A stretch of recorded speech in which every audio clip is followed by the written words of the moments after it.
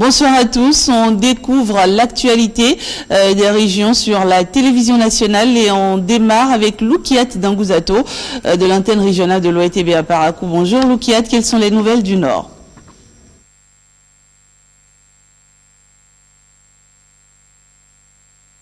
Merci à toutes et à tous de nous suivre en direct de Parakou. Aujourd'hui, mercredi 31 mai 2016, la communauté internationale célèbre la journée mondiale sans tabac.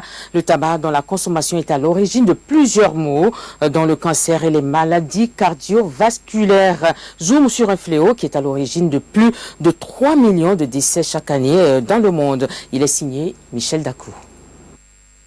Assez grave pour interpeller les consciences. D'ici 2020, 500 millions de personnes seront tuées par le tabagisme. Une hécatombe qu'aucun conflit armé dans l'histoire n'aura causé.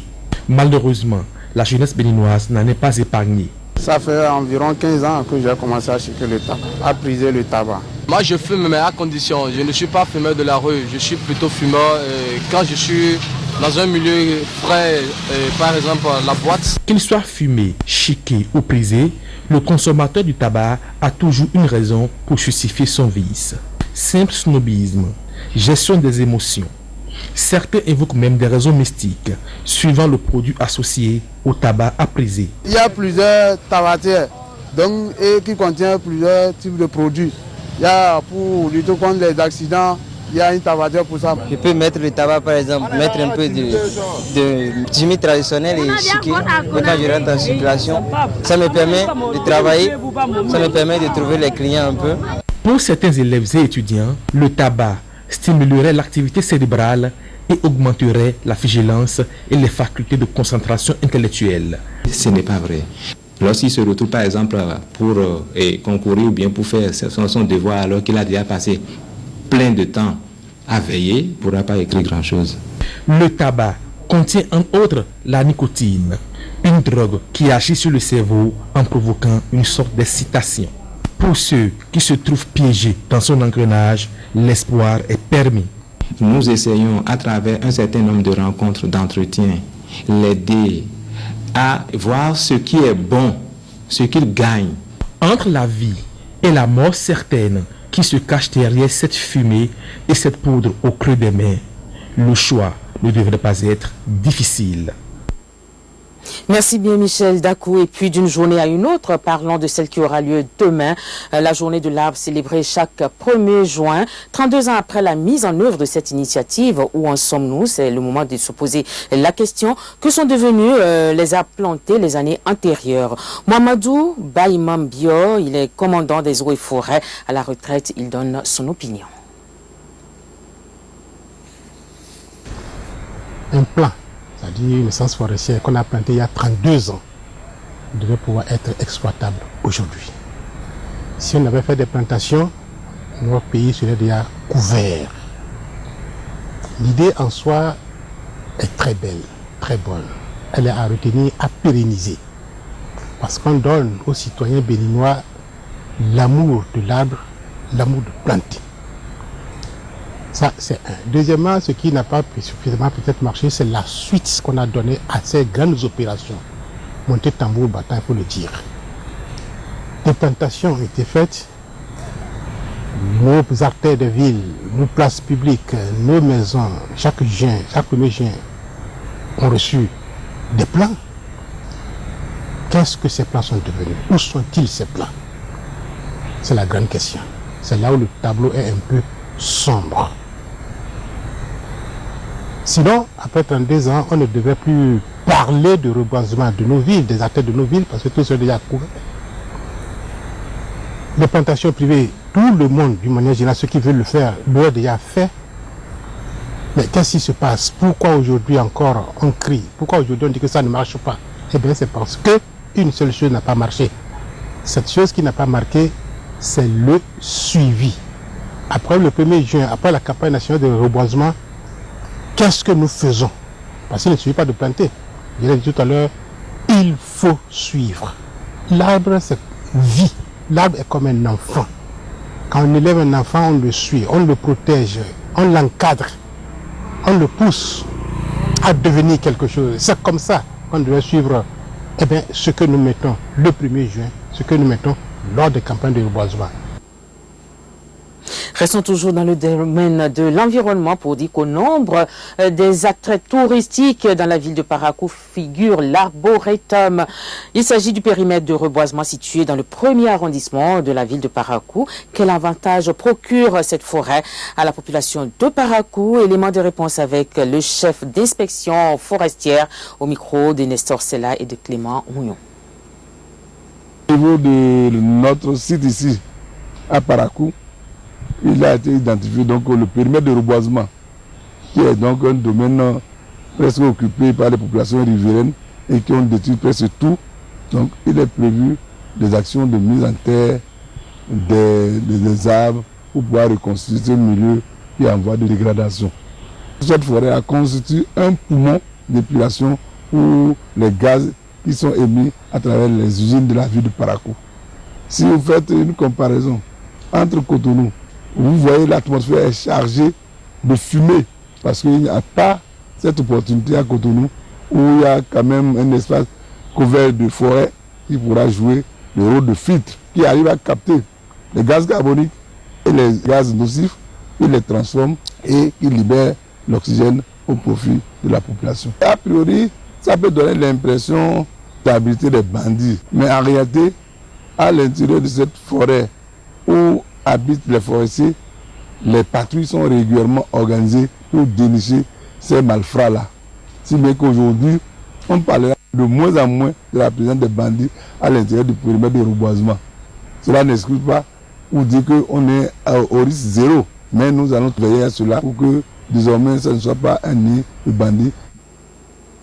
Voilà, et pour terminer, nous allons parler des étudiants Beta Maribé de l'Université de Parakou qui ont organisé leur 9e congrès ordinaire et les travaux de ce congrès, couplés de la 5e journée de l'étudiant Otamari, se sont déroulés à l'Université de Parakou. C'était sous le parrainage de Nataya Sainte. Il est le promoteur du festival culturel Otamari Tiboyak.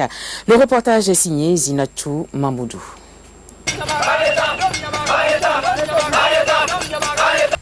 C'est à travers cette caravane que les étudiants Beta Maribé de l'Université de Parakou ont ouvert leur 9e congrès ordinaire. Après avoir sillonné quelques quartiers de Parakou situés non loin du campus, ils se sont retrouvés dans cette salle où les attendaient tous les ressortissants Otamari. En effet, aucune communauté humaine ne peut réellement exister sans sa culture qui lui confère son identité.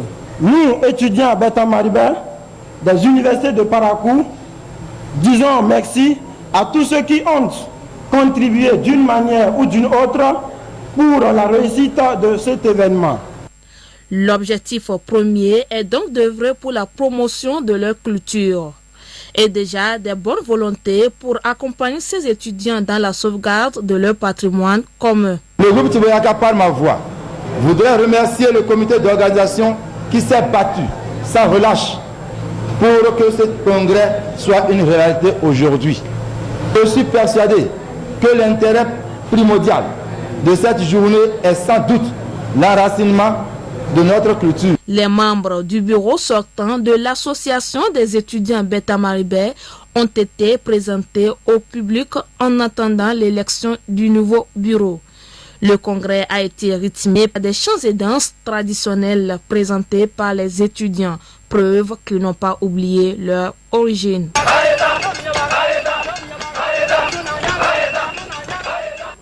Voilà de belles images qui mettent un terme à cette intervention de Parakou. Merci de nous avoir suivis. Au revoir.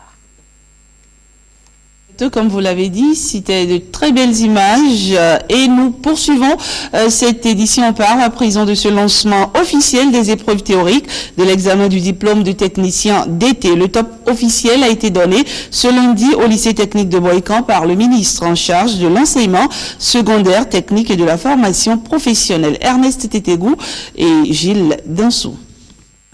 Ils sont plus de 2000 candidats à plancher depuis ce lundi pour l'obtention du DT, diplôme de technicien, session de mai 2016. Le lancement officiel au plan national se déroule ici, au lycée technique de Boïkan. Concentration des candidats, l'autorité ministérielle rassure.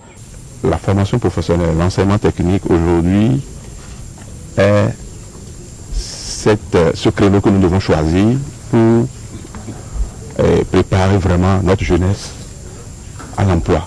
De plus en plus aujourd'hui, il faut être bien formé et être à la hauteur, pour être à la hauteur des métiers qui s'offrent à nous aujourd'hui.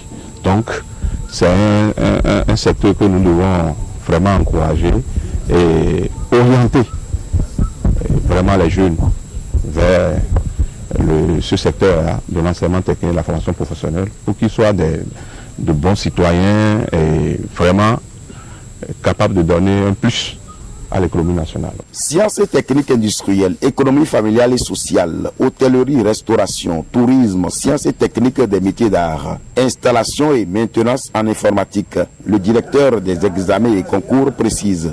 Les examens se déroulent sur 5 jours. Et le niveau, comme nous parlons de diplôme, c'est le niveau de terminal.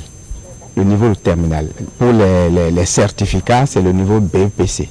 Donc c'est le niveau terminal, diplôme de technicien. Technicien dans toutes les options que nous venons d'énumérer. Lorsque les candidats auront passé ce cap-là, ils pourront chercher maintenant à convertir à poursuivre leur formation pour devenir des ingénieurs. L'examen de cette année connaît une augmentation par rapport à l'année dernière de 16,49%. Donc les dispositions pratiques sont prises pour que cet examen puisse se dérouler dans de très bonnes conditions et pour que les candidats puissent connaître un aboutissement heureux. Bonne chance donc à tous les candidats. Ce lundi se tenait toujours à Boïcan un séminaire d'appropriation du Code de l'information et de la communication. C'est une initiative de la haute autorité de l'audiovisuel et de la communication. On retrouve François Zinsou et Gilles Dansou pour le point. L'approfondissement du code de l'information et de la communication tient à cœur aux autorités de la HAC. Il est question d'amener le personnel à cerner tous les contours de cette nouvelle disposition dans l'arsenal juridique pour faire de la HAC un véritable maillon gage de l'approfondissement de la démocratie béninoise. Cette activité qui était très attendue parce que il y a plusieurs mois déjà que la commission en charge de formation à la HAC a été interpellée et instruite par le président de la HAC et le collège des conseillers au fait d'organiser une rencontre d'appropriation de ce code. Je suis heureux de savoir que dès demain, ce sera fini. Ce sera fini, mais ce sera le début de la longue traversée. Ce sera le moment de mettre en application tout ce que nous aurons entendu ici. Le président de la HAC revient sur les objectifs de cette formation. L'objectif général de ce séminaire est donc l'appropriation de ce nouvel outil qu'est le Code de l'information et de la communication. De manière spécifique, il s'agira de prendre connaissance du Code et de faire ressortir les innovations qu'il apporte par rapport aux anciens textes afin de permettre d'assurer une meilleure régulation des médias. Il est donc nécessaire que les conseillers et les cadres de la HAC aient une connaissance partagée et convergente des dix textes et du rôle dévolu à la HAC. Je vous exhorte donc à faire preuve d'ardeur au travail tout au long de la durée du séminaire, afin que les résultats soient véritablement à la hauteur de nos attentes. Plusieurs communications suivies de débats sont inscrites au programme de cette session de formation. Alors maintenant à Porto Novo et retrouvons tout de suite Olive Oussougoué pour les nouvelles de Lomé et du Plateau. Bonjour Olive. Bonsoir, merci de nous retrouver pour les informations des départements de Lomé et du Plateau. Naissance à Porte-Nouveau samedi dernier de l'association pour le développement de la zone, la résidence Les Palmiers de Porte-Nouveau. L'association entend œuvrer pour le développement socio-économique de la zone, la résidence Les Palmiers qui couvre 3 quartiers de Porte-Nouveau. Suivons le reportage. C'est cette rencontre entre habitants de 3 quartiers de Porte-Nouveau qui consacre la naissance de l'association pour le développement de la résidence Les Palmiers de Porte-Nouveau. La zone, la résidence Les Palmiers, couvre 3 quartiers du 5e arrondissement de Porte-Nouveau, à savoir Akonamboué, Drado et Danto. Domaine d'intervention de l'association, lutter contre l'insalubrité, l'insécurité et travailler pour doter la zone d'infrastructures de développement. Nous sommes donc en fête aujourd'hui, c'est pourquoi que je voudrais vous remercier très chaleureusement pour avoir sacrifié votre temps au profit de ce rendez-vous qui, je l'espère, portera ses fruits pour le bonheur des habitants de la zone que vous êtes et à vos parents et amis qui vous rendraient visite. Pour la première autorité de la ville de Porte-Nouveau, parrain de l'événement, la naissance de cette association de développement doit être le point de départ d'une nouvelle ère pour la zone, la résidence Les Palmiers. Une zone à forte potentialité mais très peu valorisée. Les résidences Les Palmiers constituent un quartier qui offre plein de potentialités pour le bon vivre et pour le bien-être. Les rues sont très bien tracées. Plusieurs personnalités de notre pays y habitent. La vision des initiateurs de cette association de développement est de faire de la zone, la résidence Les Palmiers, une zone pilote pour le développement socio-économique de la ville capitale, ce qui passe par la lutte contre l'insalubrité, l'insécurité et la construction d'infrastructures. Le Rotary Club Cotonou Sitou vole au secours de la maternité de Djefa. Le club a doté le centre d'équipements médicaux d'une valeur de 2 millions de francs CFA. L'action vise en effet à améliorer la qualité de soins disponibles dans ce centre de santé public. Suivant. Le plateau technique du dispensaire de Djefa renforcé. Le Rotary International Club Cotonou Sitou vient de doter le centre de santé publique d'équipements médicaux. Le don est composé d'une table d'accouchement, d'une table de consultation prénatale, une boîte d'accouchement, un appareil de stérilisation, un pèse-bébé, un tensiomètre et un aspirateur. Le tout évalué à environ 2 millions de nos francs CFA. En fait, nous essayons de limiter dans l'humanisme, aider les plus défavorisés. Et dans ce sens que les clubs, quand même, qui sont un peu partout établis sur le territoire national béninois, nous sommes le Rotary Club Cotonou Sitou, un de ces clubs-là. Et aujourd'hui, nous sommes venus porter assistance, notre soutien au plateau technique en fait, du dispensaire de Djefa, qui quand même a un manque criard d'équipements médicaux pour le bon fonctionnement de ce centre. Le geste est ici apprécié par les autorités locales de Djefa, dans la mesure où ces équipements médicaux vont permettre d'améliorer la qualité de soins disponibles.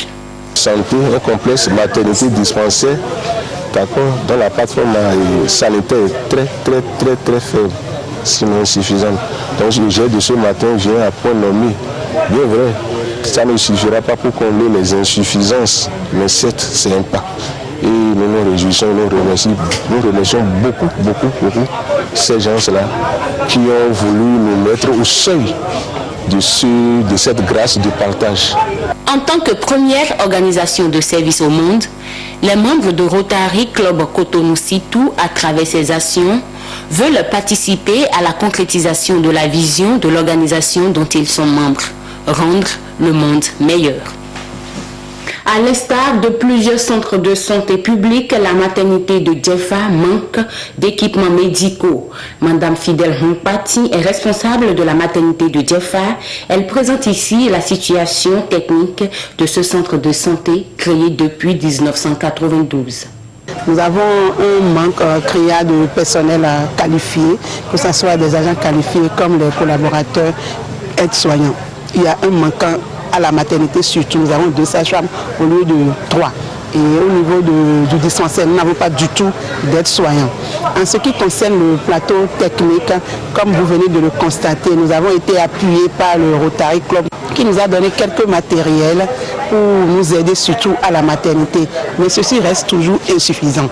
D'entrée, en ce qui concerne les besoins sanitaires, pour les besoins sanitaires de nos clients, on n'a pas de toilette de WC. Entre-temps, l'UNICEF nous a construit un WC, mais qui s'est démoli en l'espace de 2 mois. Et pour le plateau technique, nous n'avons pas du tout de table de consultation, nous n'avons pas de matériel médico-technique de façon globale. Nous n'avons pas de boîte d'accouchement, nous n'avons pas d'aspirateur, nous n'avons pas de table de pansement, et c'est aujourd'hui qu'on vient de nous donner de table de consultation et une table de consultation prénatale. Mais toujours est-il que jusque-là, nous n'avons pas de table d'examen au niveau de notre dispensaire, ni de table de pansement. Et en plus de ça, il faut avouer que de façon fréquente, nous manquons de matériel et médico-technique quotidien pour le bien-être de la population dont nous avons la charge. Nous lançons un vif appel à l'endroit de toutes les autorités politico-techniques, les autorités locales, toute personne de bonne volonté. Nous lançons un vif appel afin qu'ils puissent venir à notre secours, à notre aide pour sauver la population de Djeffa dont nous avons la charge. Voilà, c'est ce qu'on retient de l'actualité ici dans les départements de Lomé et du Plateau. Merci de nous avoir reçus. Eh bien, merci Olive Ousougoué. On vous retrouve sans doute ce soir à 19h30 pour d'autres nouvelles en provenance de Lomé et du Plateau. Et un dernier élément avant de mettre un thème à cette édition. L'église de Banama vient d'introniser un nouvel évêque. Il s'agit de Pascal Minsan qui a été intronisé donc ce samedi à Lokossa. Il sera désormais au service des fidèles du diocèse de la ville de Kotafon. Reportage Henri Fachina. Lokossa, maison des peuples. Ici, c'est le pape Christophe XVIII qui intronise son évêque de la très sainte église de Jésus-Christ du diocèse de Lokossa. Ce siège que voici n'est pas un siège qui vient de ce monde. C'est un siège qui vient d'en haut. Et c'est le Dieu, créateur du ciel et de la terre, le roi des rois, qui te met sur ce trône. À cette consécration, il a reçu le cross qui fait de lui le berger de son diocèse. Tu n'es pas un pasteur à la façon de ce monde. C'est d'abord lui-même qui t'a consacré. D'abord, qui a consacré les prophètes. D'abord, qui a consacré Jean-Baptiste. D'abord, qui a consacré Abraham. D'abord, le Dieu de tous les temps. Le nouvel évêque désormais intronisé manifeste son engagement pour la mission qui lui est assignée. Nous vous prions avec confiance puisque vos propres dons sont notre seule valeur, qu'ils fructifient pour nous en bonheur éternel. Moi, Pascal Kwasi Messon, je veux avoir un nom dans cette mission céleste si Dagbo me l'accorde. Et toi, Dagbovi de Lokossa, ne veux-tu pas aussi être pionnier dans cette mission aux côtés du très Saint-Père avec Dagbo? Les fidèles sont repartis tout heureux d'avoir leur berger officiellement consacré par Dagbo. C'est la fin de cette édition que je vous remercie d'avoir suivi. Passez un excellent après-midi et à très vite pour d'autres nouvelles.